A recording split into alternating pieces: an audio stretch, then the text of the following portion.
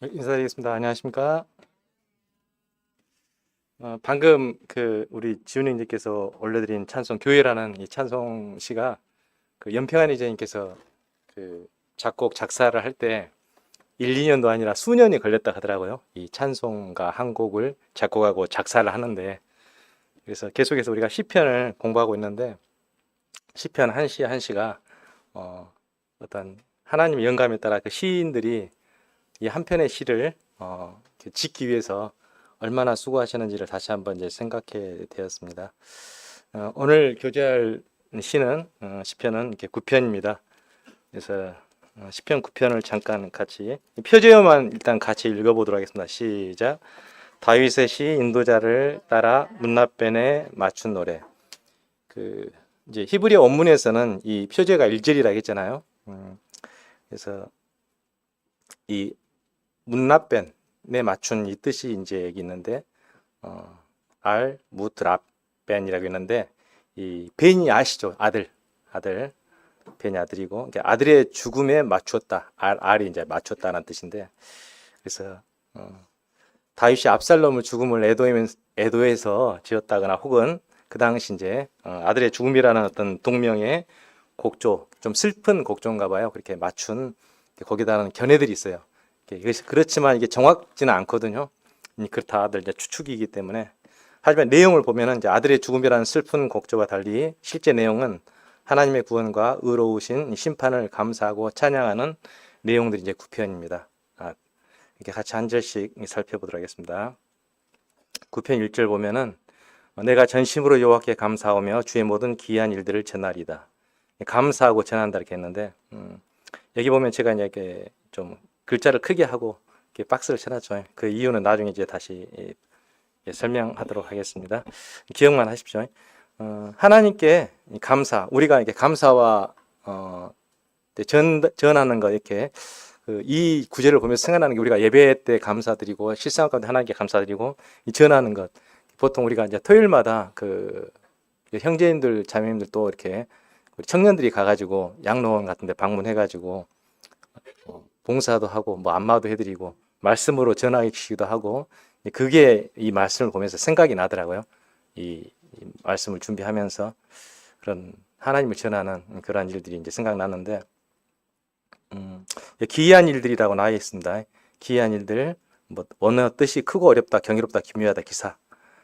그래서 어떤 인간의 이해, 우리의 추측이나 이렇게 능력을 벗어나는 하나님의 권능과 주권을 의미하는 어떤 그런 단어로 잠언에도 이렇게 이런 똑같은 이게 원어가 쓰여 있거든요. 기여기고도 그리고 출애굽기 여러 가지 이적으로 똑같은 단어입니다.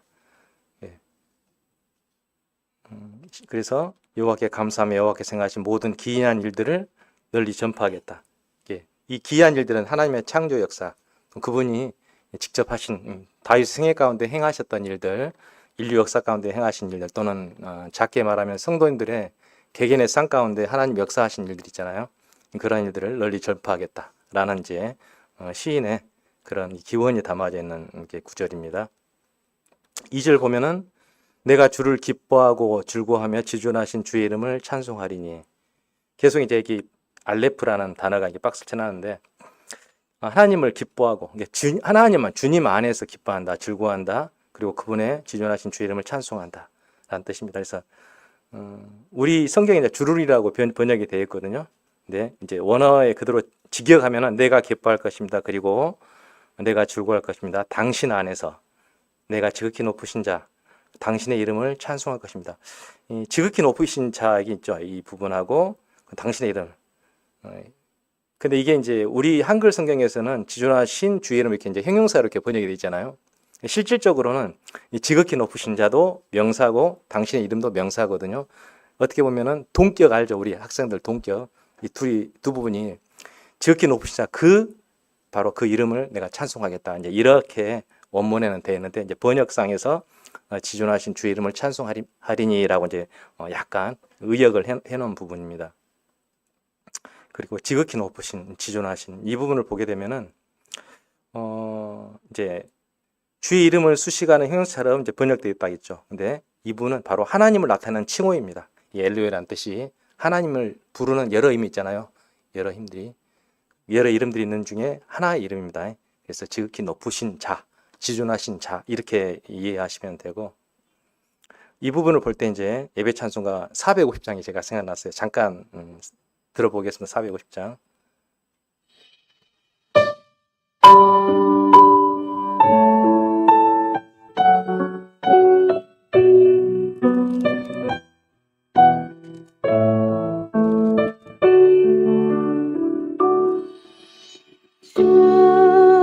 찬양합니다.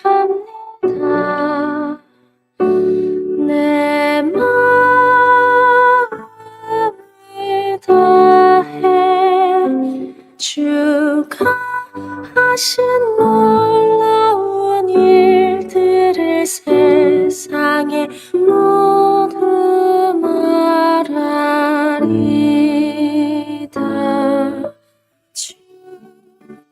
찬양합니다. 내 마음 다해 내가 주를 기뻐하며 찬양해. 할렐루야.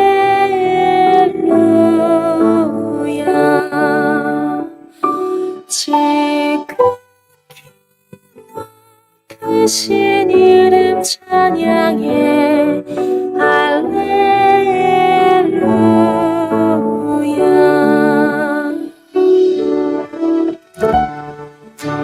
여기까지만 하고, 예. 이제 3절 보게 되면은 내 원수들이 물러갈 때 주 앞에서 넘어져 망함입니다. 이제 직역하면 내 원수들이 뒤로 돌아설 때, 물러갈 때 돌아설 때거든요. 그들은 비틀거립니다. 그리고 그들이 당신 앞에서 망할 것입니다. 이렇게 되어 있고, 여기 보시면 제가 아까 앞에 알레프를 기억하겠죠. 지금은 이제 베트거든요. 알레프, 베트 순서가 이렇게 되어 있습니다. 이걸 보면 이제 답관체라고 하는데,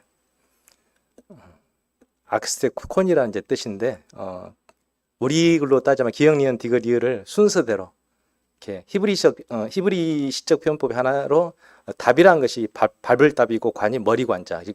첫 글자를 따라서 이렇게 시를 쓰는 그런 어떤 형식을 이 답관체 시라고 하거든요. 우리말도 예를 들어서 기역, 니은, 디귿으로 이렇게 만들게 되면, 예를 들어서 뭐 가장 높으신 주님을 찬양합니다. 기역, 니은. 내가 온 마음을 다해 찬양합니다. 니은, 디귿. 다 함께 모여 주를 찬양합니다. 리을은 하기가 좀 힘들죠. 리을 뭐 넓은 의미, 히브리어 의미로 넓은이라는 뜻인데, 네, 할 수도 있고 안 할 수도 있는 게, 리을은 좀 힘들잖아요, 우리말에서. 그래서 시편 9편도 전체 히브리 알파벳을 다 쓰지는 않고 이렇게 몇 글자는 많이 이제 빠져 있거든요. 그래서 이런 형태를 답관체랍니다. 그래서 아까 말씀드린 것처럼 연평안제님께서 교회라는 이 찬송가 하나 짓기 위해서 수년을 고심을 했잖아요. 시편 119편 같은 게 보면은 전체 히브리 알파벳이 다 들어가 있잖아요. 8절씩 해가지고.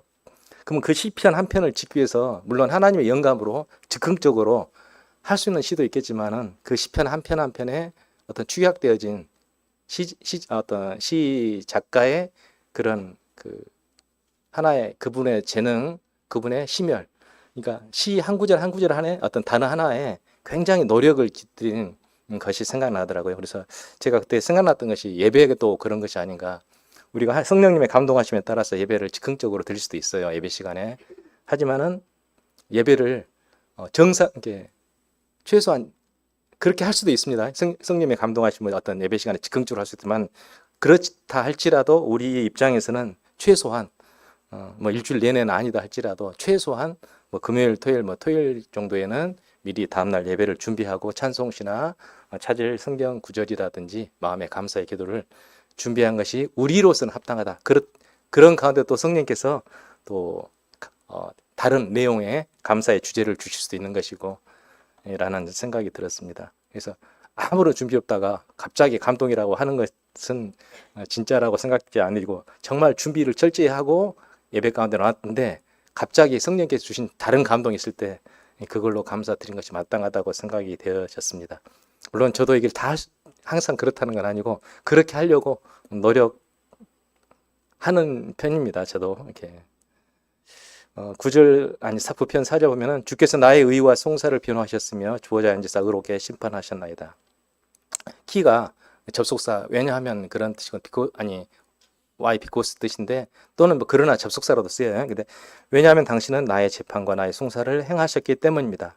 당신은 의를 심판하시는 보좌에 앉으셨습니다. 이게 직역입니다. 여기 보면은 이제 하나님께서 의롭다, 이렇게 의로움, 이렇게 관련해서 35편 24절에 보면은 여호와 나의 하나님이여 주의 공의대로 나를 판단하사 그들이 나로 말미암아 기뻐하지 못하게 하소서. 로마서 8장 같은 경우는 누가 능히 하나님께서 택하신 자들을 고발하리요 의롭다 하신 이는 하나님이시니. 그래서 의와 송사를 변호하시는 분은 바로 하나님이시다. 내가 어떤 이렇게 좀 이렇게 오해를 받을 수도 있고 또는 이렇게 어떤 상황에서 무슨 손해를 받을 수 있잖아요. 그렇지만은 그런 가운데 성도의 삶 가운데 여러 환경과 또 여러 발생하는 사건들이 있는데 그때마다 내가 나서가지고 막 하려고 하지 마시고 그런 하나님을 의뢰하라고 이제 다윗은 다시 한번 이렇게 자신의 변호는 하나님이시다는 것을 시편을 통해서 고백하고 있습니다. 이사야 50장 보면은 나를 의롭다 하시는 이가 가까이 계시니 나와 다툴 자가 누구냐? 예, 하나님께서 대신 다투어 주신다. 이렇게 고백도 하고 있고, 그리고 9편 5절 보겠습니다. 이방 나라들을 책망하시고 악인을 멸하시며 그들의 이름을 영원히 지우셨나이다. 직역하면 당신은 민족들을 꾸짖으셨습니다. 당신은 극존칭이라겠죠. 여기 당신 히브리어의 당신은 악인을 멸망시키셨습니다. 당신은 그들의 이름을 영원과 영원으로 지우셨습니다. 이렇게 꾸짖으셨다. 이 뜻이 원어적인 뜻이 행동, 이렇게 어떤 실질적으로는 어떤 징계하셨다. 행동으로 말이 아닌. 그래서 그다음 멸망시켰다. 하나님 대적하는 자들 향해서 이제 이런 의미로 받아들이시면 되고. 아까 보시면 알레프 베트까지 나왔죠. 알레프 베트. 그다음에 이제 이 세 번째가 나오는 것이 바로 이 김멜이거든요. 5절. 이걸 보고 김멜이라고 하는데 그 순서대로 닭관체를 계속 받고 있는 그런 이제 시편입니다. 그래서 6절 보면은 원수가 끊어져 영원히 멸망하였사오니 주께서 무너뜨린 성읍들을 기억할 수 없나이다. 이제 끊어져 이 부분이 폐허들이란 뜻이거든요. 원래 의미가 폐허, 완전히 망가져버린, 없어져버린, 무너져버린. 그래서 원수들이 영원한 폐허들로 끝났습니다. 그리고 당신은 성읍들을 근절하셨습니다. 그들의 기억이 그들과 멸망하였습니다. 라고 되어 있고 7절은 여호와께서 영원히 앉으시며 심판을 위하여 보좌를 준비하셨다. 최종적인 심판은 계시록 20장에 나와 있죠. 백보자 심판. 모든 믿지 않는 자, 믿는 성도인들은 백보자 심판에 참여하지 않죠. 백보자 심판 믿지 않고 이제 그리스도를 거부한 사람들에 대해서 천년왕국이 끝나고 이제 천년왕국이 끝나고 사단이 사로잡힌 갇혔던 사단이 잠깐 풀려나잖아요. 그리고 성도를 향해서 이제 공격이 오고는 그 당시 살아있는 이제 우리가 아니고 지상에 살아있던 사람들과 그리고 그들이 최종적으로 다 잡히게 되고 마지막에 백보자 심판이 있게 되잖아요. 그때 이 최종적인 심판이 이제 이루어지게 되죠. 예. 요한복음 5장에서 보시면은 이 심판 보시면은 그래서 이 최종적인 심판 하나님께서 인자됨을 말미암아 아까 예배 시간에 잠깐 이렇게 나왔던 그런 구절이죠. 인자됨을 말미암아 심판하는 권한을 주셨다. 이렇게 잠깐 예배 시간에 언급돼서 이 부분이 또 생각이 났습니다. 그리고 시편 9편 8절에서는 공의로 세계를 심판하시며 정직으로 만민에게 판결을 내리시로다. 이 보면은 그분은 세상을 그리고 이게 이제 접속사 그리고 있거든요. 그리고 그분은 세상을 공의로 심판하십니다. 오타나네요. 그분께서 공정함들로 백성들을 판단하십니다. 여기 보면은 우리는 이제 그 공정함이라는 단수 단어를 쓰는데 원에 보면니까 여기 이미 붙으면 복수 형태거든요.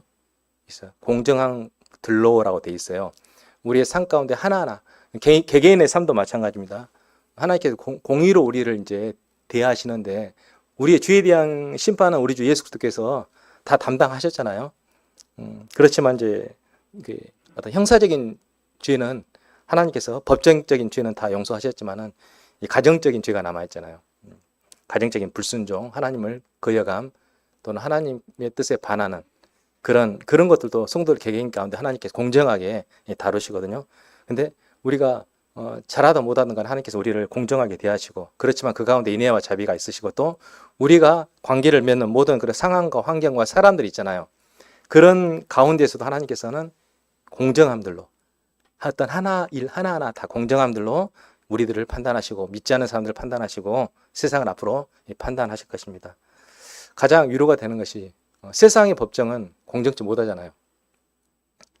공정치 못하잖아요, 실질적으로. 그렇지만은 하나님은 이 예 없이 불꽃 같은 눈으로 이 모든 것들을 정확하게 판단하시고 공정하게 대하십니다.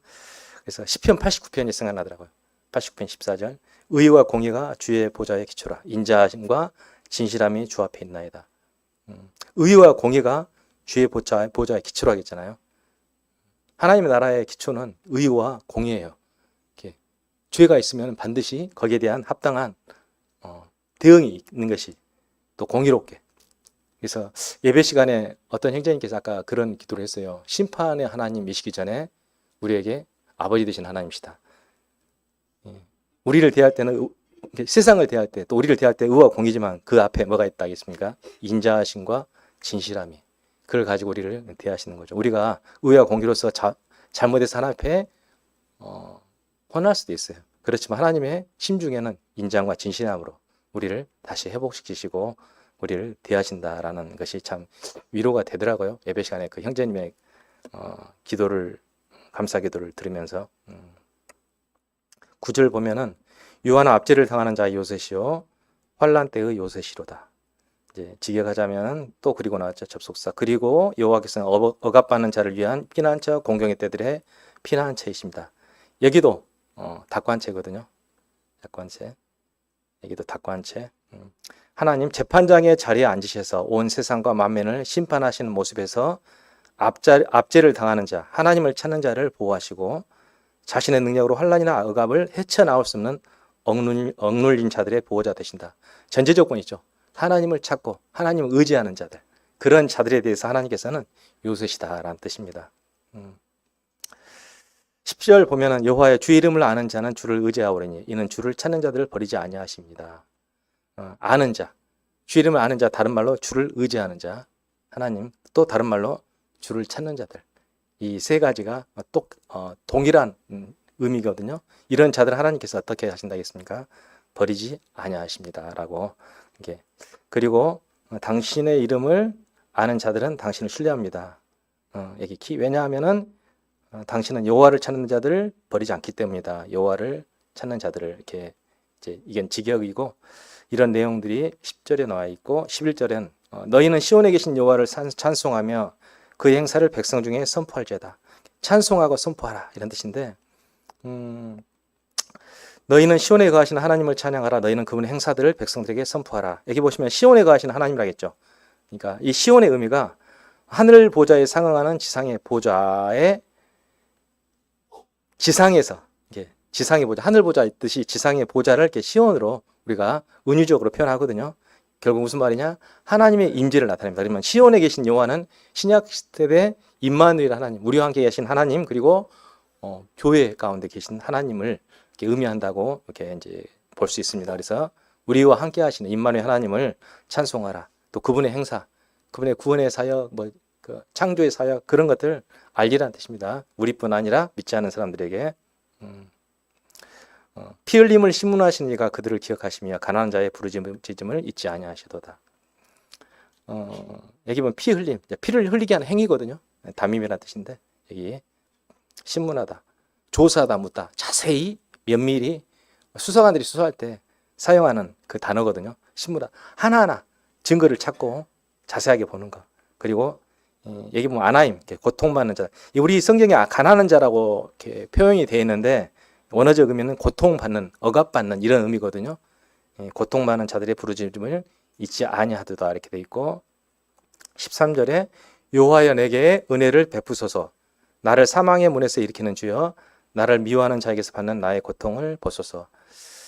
여기 보면 은혜를 베푸소서, 하넨이라는 단어가 있죠. 여호와여 당신은 나를 불쌍히 여기셔서, 하나님이 불쌍히 여기셔서 당신께서는 나를 미워하시는 자들로부터 나의 고통을 보소서.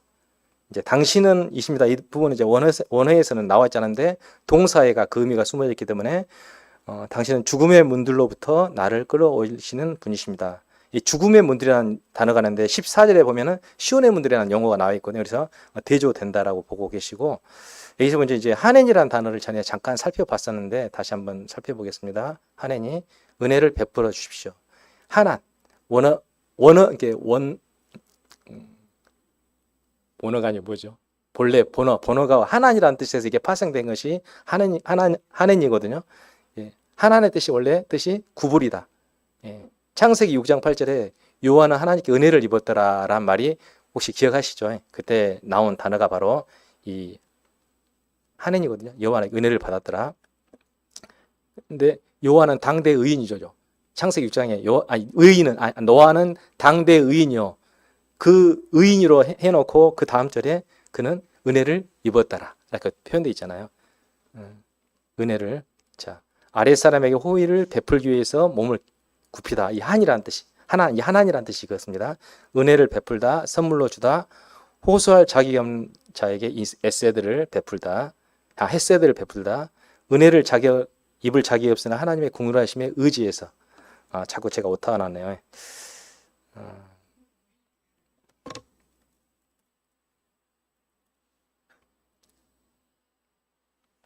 하나님의 궁휼하심에 의지해서 바로 이제 간청하여 은혜를 받다. 무엇을 애걸하다, 자비를 구하다. 그래서 우리의 자세가 이것이 되어야 된다겠죠. 정말 이렇게 우리가 구원받았다는 것이 노아가 하나님 앞에 의인이라고 칭함을 받는 것이 어떤 이유냐면은 자격이 없어요. 하지만은 그의 긍휼하심을 의지했을 때 하나님께서 내려주는 그 전적인 헤세드, 바로 이게 은혜를 입다는 뜻입니다. 이것을 베풀어 주세요라고 이 시인은 이 시편에서 이제 호소하고 있습니다. 14절 보면은 그리하시면은 내가 주의 찬송을 다 전할 것이요 딸 시온의 문에서 주의 구원을 기뻐하리로다. 여기 보니 당신의 이제 모든 찬양들 콜테 힐라테테카라고 되어 있는데 여기 보시면은 이 찬송이란 뜻이 하나님의 이렇게 하신 일을 높여드린다 이런 뜻이거든요. 칭찬한다를 생각하시면 돼요. 칭찬한다. 근데 우리가 나보다 윗사람을 칭찬한다는 단어를 사용하지 않잖아요. 그럴 때 뭐라 합니까? 송축한다, 영예를 높여드린다, 또는 찬양을 드린다 해서 여기 보이는 단어가 그런 의미로 이렇게 쓰여 있습니다. 당신의 모든 찬양들, 그 영광들, 영예들, 송축들, 두높임들 이렇게 생각하시면 되고, 우리 성경에서 그리하시면인데 이제 문박 위하여거든요. 여기. 그래서 이렇게 내가 주의 찬송을 다 전하기 위해서, 다 자세히 말하기 위해서, 그리고 나는 시온의 딸들의 성문들에서 당신의 구원을 기뻐할 것입니다. 시온의 딸들의 성문이라는 것은 생명의 문이다 이렇게 은유적으로 표현했다고 생각하시고, 앞에 13절에 그 문과 이렇게 대조를 이룬다겠죠. 그리고 15절 이방 나라들은 자기가 판 웅덩이에 빠지며 자기가 숨긴 그물에 자기 발이 걸렸도다. 여기 보시면 또 여기 있죠. 이것도 닭관치입니다. 닭관치. 계속해서 이제 닭관치를 밟아오고 있거든요. 민족들이 앉았다. 여기 보면은 이제 앉았다거든요. 이게 앉았다. 민족들이 앉았다. 이미 붙어서 복수 형태죠. 민족들이 앉았다. 그들이 웅덩이를 만들었다. 그들이 숨겼던 그물에 그들의 발이 사로잡혔다. 그들이 꾸민 자기 꾀에 자기가 넘어지게 되었다. 이것을 15절을 보면서 제가 생각나는 대표적인 어떤 그 인격체가 있거든요. 사단이 생각나더라고요. 사단이 우리 주님을 이제 로마 그 병정들에게 이렇게 유대인들의 지도자를 통해서 주님을 팔아넘기 이제 로마 십자가형에 이렇게 이제 달렸잖아요. 그리고 사단은 이제 자기는 이겼다 했겠죠. 왜냐하면 역사 가운데 계속 여자의 우선을 없애기 위해서 계속 역사를 했잖아요. 사단이. 그리고 자기가 승리했다 했지만 하나님께서는 그걸 오히려 어떻게 했습니까? 하나님의 섭리에 모든 인류의 죄를 해결하는 그 어떤 걸로 삼아 주셨잖아요. 결국 자기의 꾀에 넘어갔죠. 사단은 자기가 예수들을 죽임으로써 자기가 이제 여자의 후손이 멸절하게 된 것 같았는데 오히려 그것이 하나님의 어떤 그런 지혜가 이 사단은 그걸 이제 아마 그때까지 몰랐던 것 같아요.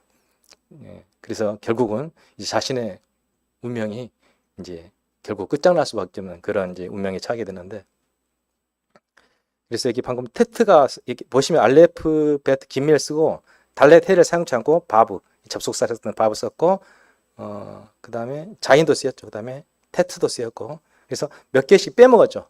이게 그래서 다 쓰진 않습니다. 시편 9편에서는 참고로 시편 9편에서 다 안 쓰고 9편과 10절이 이것이 연결되거든요. 닭관체가 그건 참고적인 것이고 16절 보게 되면은 잠깐 왜 갑자기 16절 15절 했고 16절 여호와께서 자기를 알게 하사 심판을 행하셨으며 악인은 자기가 손으로 행한 일에 스스로 얽혔다. 이것도 이제 직역하면 여호와께서 공의를 알리셨다. 그는 그의 손들의 일로 악인이 덫에 걸리도록 행하셨다. 악인이 어떤 일을 했는데 하나님께서 개입하셔서 하나님의 섭리대로 이끄신다는 뜻입니다. 그래서 주님은 공정한 심판으로 그 모습을 드러내시고 악한 사람은 자기가 꾀한 일에 스스로 걸려드는구나. 이게 세 번역입니다. 이 시편 16편 이건 개역개정 세 번역.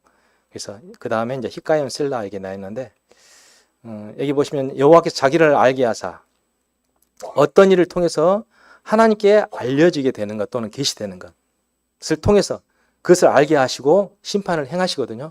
이게 이 부분 보면 로마서도 이제 또 생각이 났었는데 창세로부터 그의 보이지 아니한 것들 곧 그의 영원하신 능력과 신성이 그가 만드신 만물에 분명히 보여 알려졌나니 그러므로 그들이 핑계하지 못할지라. 요새 학생들이 진화론을 배우다 보니까 이제 하나님 어디 계시냐 그들의 사고방식에 하나님 없다고 막 주장하는 그런 세상 교육의 어떤 노예가 돼 있잖아요. 사단이 만들었던 이 학습 체계.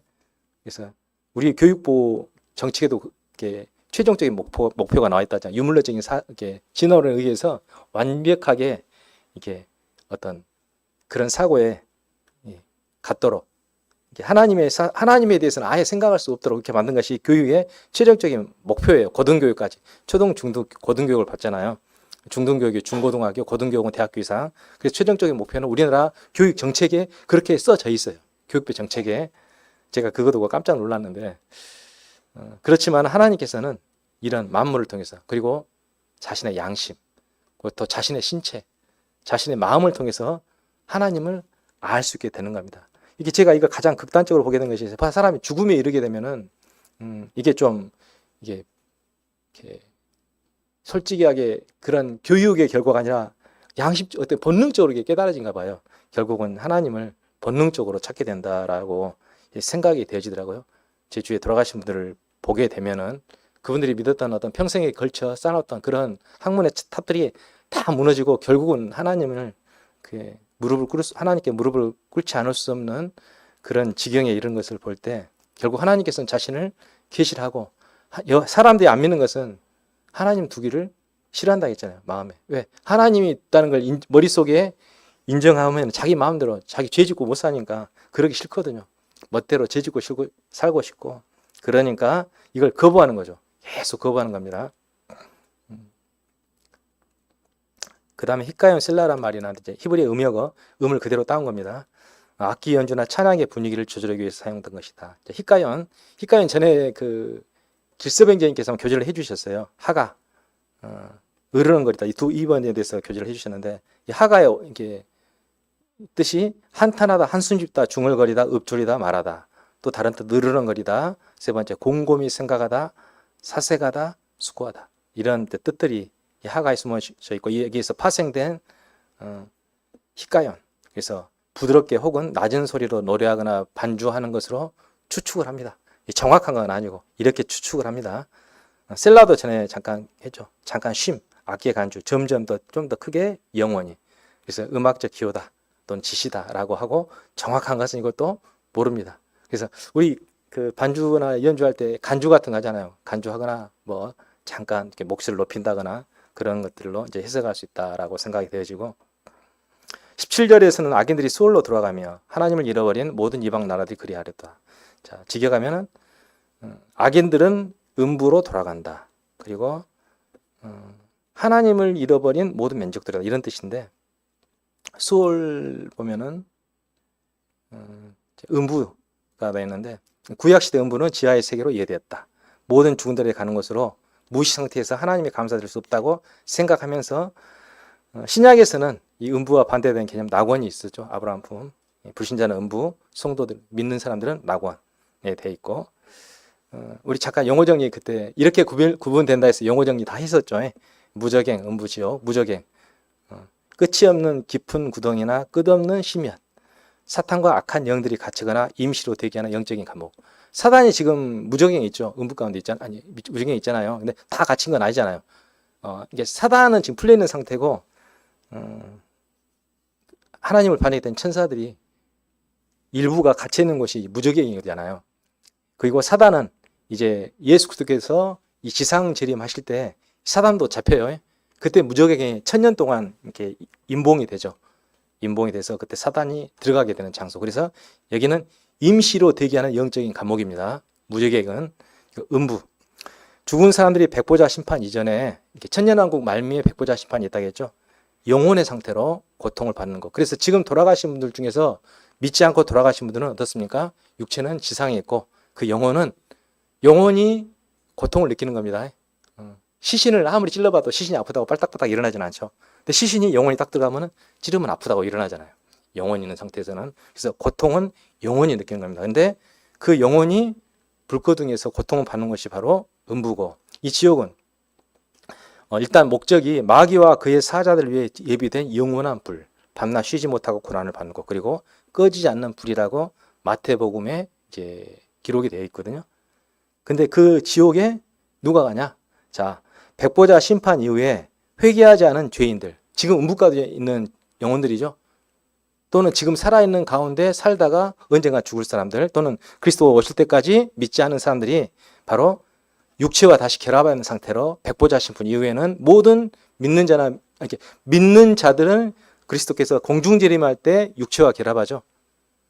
믿고 돌아가신 성도님 계시잖아요. 성도님께 돌아가신 그 잠잔 자로 표현되신 성도님들은 그 영혼이 그리스도 재림하실 때, 공중재림하실 때 육체가 영혼과 결합해서 먼저, 그 다음에 우리가 호련히 변화돼서 공중으로 끌어올리는 것이 그리스도의 강림인데, 공중 강림입니다. 근데 여기서 백보자 심판은 믿지 않은 상태, 우리하고는 해당 사항이 없고, 그때까지 있던 영혼들 상태라든지 또는 그때까지 살아있는 사람들이 자기 육체를 가지고 하나님의 심판을 받게 되는 고통받는 처소. 결국 마귀와 그의 사들을 위해 예비된 이곳이 그 믿지 않은 사람들이 육체를 가지고 들어가게 되는 것이 지옥입니다. 쉽게 말하면 음부는 구치소고 지옥은 교도소라고 합니다. 형을 집행 받기 전에는 구치소 있잖아요. 검찰에 구형하면은 구치소에 있다가 재판장에 빵빵 때리면은 이제 교도소 가듯이 음부는 대기장소, 지옥은 이제 기혈수들 들어간다고 생각하시면 되고, 시편 9편 18절에서는 궁핍한 자가 항상 잃어버림을 당하지 아니하며 가난한 자들이 영원히 실망하지 아니하리로다. 직역하자면은 여기가 왜냐함이라는 키가 왜냐함이라고 했는데 접속사로 그러나라도 씁니다. 그러나 가난한 자는 영원히 잊혀지지 않을 것이다. 고통받는 자들의 소망이 영원토록 사라지지 않을 것이다. 하나님께서 고통받는 자들을 잃어버리지 아니하시고 군으로 이끄시리온다. 이것도 또 이끄십니다. 하나님께 고통받는 자. 그래서 또 17절과 18절은 또 대조가 됩니다. 17절, 18절은 믿지 않은 자들. 18절 여기 궁핍한 자, 가난한 자도 있는데 여기 가난한 자들 의미가 바로 고통받는 자라는 이런 뜻입니다. 그리고 이 부분 잠깐 그 가난한 자, 궁핍한 자는 공통점이 있어요. 자기의 바라는 어떤 소망이나 자기가 의지하는 것들이 이 세상에 있지 않아요. 우리 그리스도인의 소망이 저 천국에 있다고 했잖아요. 그래서 우리가 물론 이제 많이 가졌다고 무조건 다 세상의 소망을 갖고 또 소망을 뭐 하나님께 안 갖고 그러지는 않고, 또 아무리 적게 가진다 하더라도 어떤 분들은 또 여전히 소망에 세상에 뿌리를 내리고 있잖아요. 골로새 말씀처럼 이 세상에 뿌리를 내지 말고 저 하늘에 뿌리를 내리길 바라시는 하나님 마음을 생각하면서 이 18절 보면서 생각나는 찬송이 있었거든요. 잠깐 찬송 들어보겠습니다.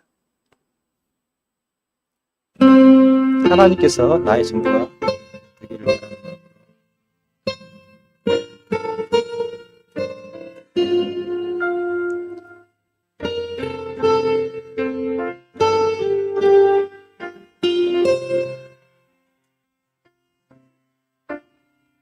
내 가운데 안에 이미 들어와 계신 예수님, 나보다 앞서 나를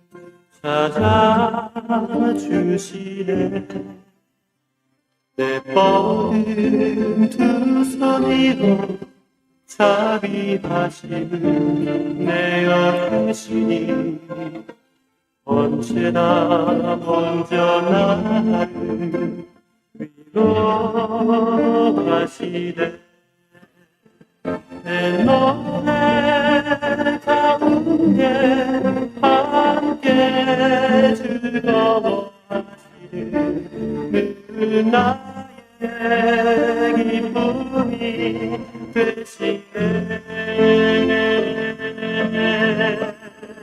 수많은 사람 중에 나를 택해 잡으시고 눈물 거두어 빗살까 채우시니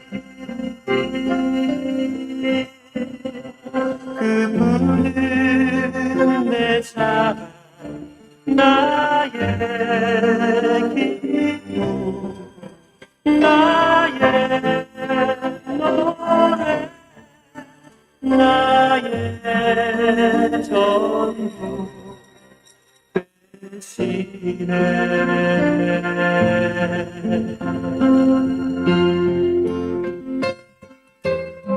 우리에게 그리스도께서 전부가 되시기를 바랍니다. 여호와 일어나서 인생으로 승리를 얻지 못하게 하시며 이방 나라들이 주 앞에서 심판을 받게 하소서. 여호와의 당신께서 일어나십시오. 인간이 이기지 못하게 하십시오. 민족들이 당신 앞에서 심판을 받게 하십시오. 여기 보시면 그 인생이라고 표현된 단어가 있거든요. 인생이라고. 여기서 보면은 인생 인간, 연약하고 병들고 유한한 존재로서 사람을 칭하는데, 이게 이제 어근을 보게 되면 약하다, 힘이 없다, 심한 병에 걸리다 이 뜻이에요. 여기서 이제 아나심이 나왔거든요. 근데 이 단어에서 즉 스스로 회복할 수 없을 정도로 약하고 병들기 쉬운 무력한 존재의 어원을 갖고 있어요. 인생이라는 뜻 자체가, 이 자체가. 그래서 유한한 하나님의 하나님의 무한하심에서 인간들은 유한하다. 결국 심판을 받게 된다. 제가 이걸 자주 사용하죠. 역사의 최종적인 심판자는 하나님이시다. 우리가 지금 여기 있잖아요. 우리가 아직 주님 오지 아니하시고 세계 역사 가운데 여러 제국과 여러 민족들, 지금은 먼저 러시아나 미국, 그리고 미국이 이제 좀 이상한 짓을 많이 해가지고 이제 앞으로 유럽에서 그리스도가 나타나기 때문에 유럽이 이제 한 단일한 경제 체제, 단일한 군사 체제를 이루고 거기서 적그리스도가 나타나잖아요. 그런 가운데 이제 유럽 내에서 또 여러 자중질환이 일어나고 그중에 세 개의 나라가 적그리스도의 본보기가 되고 철저하게 이제 파괴를 당하잖아요. 세 개 나라가 유럽에서 앞으로 이루어지지 않은 사건이지만은 그런 가운데 이제 그걸 통해서 유럽이 하나가 됩니다. 그래서 그 유럽이 하나가 돼서 이제 또 어디하고 싸운다겠죠? 동양의 2억의 군대를 일순간에 동원할 수 있는 나라. 저는 개인적으로 중국으로 이제 분별을 하고 있는데, 그 마지막 아마겟돈 전쟁이 유럽과 그 동방의 2억의 군대가 전쟁을 일으키잖아요. 인류의 최후의 전쟁. 그때 주님이 재림하시잖아요. 그때 천년왕국이 이제 이어지고 백보자 심판이 있게 되고, 천년왕국 직전에 양과 염소의 심판이 있고 천년왕국 이루어지고 백보자 심판이 있고, 이렇게 역사가 흘러가서 최종적인 심판자는 하나님이시다라고 이게 다니엘서에서 이렇게 예언되어 있죠. 구약 성경에. 그래서 여호와의 그들을 두렵게 하시며 이방 나라들이 자기는 인생일 뿐인 줄 알게 하소서. 여호와의 당신은 그들에게 두려움을 두십시오. 민족들이 그들이 인간임을 알게 하소서. 셀라. 심판하신 하나님, 그리고 유한한 존재의 인간을 대조가 있고, 악인과 이방 나라들과 민족들이 영원하시고 무한하신 하나님 앞에서 무력한 존재임을 스스로, 지각이 아니라 자각인데 제가 자각할 수 있기를, 지각도 틀린 말 아닙니다. 알지자, 깨달을 각자, 스스로 깨달을 수 있기를 기원합니다 라고 돼 있고, 여기 보시면은 이제 성경 탐사행이 93강이 있어요. 93강이 9편 내용이 9장에 나와 있어요. 94강부터는 이제 10장이 들어가거든요. 여기에서 이제 나눠놨어요. 그대로 썼습니다. 제가 1절, 2절, 3절, 12절, 13절, 20절. 1절부터 2절까지는 감사, 찬송, 하나님에 대한 인정, 그리고 호소 13절부터 20절까지. 그래서 닭관시다라고 되어 있는데 이게 또 언급되어 있네. 9장, 10장. 그래서 계속해서 닭관적인 시를 갖고 있고, 그리고 이 닭관체를 옛날에 그 히브리어 초급반 할 때 은재가 이 닭관체를 기가 막히게 썼거든요. 그래서 제가 그걸 인용하려고 못 찾겠어요. 못 찾고. 그래서 은재한테 두 번째 한번 써주려 했더니 두 번째는 장난쳐 놨어요. 은재가. 그래서 차마 그걸로 보낼 수는 없어서 놔뒀는데, 그래서 오늘 교재는 여기까지 하고 기도 드리시고 말씀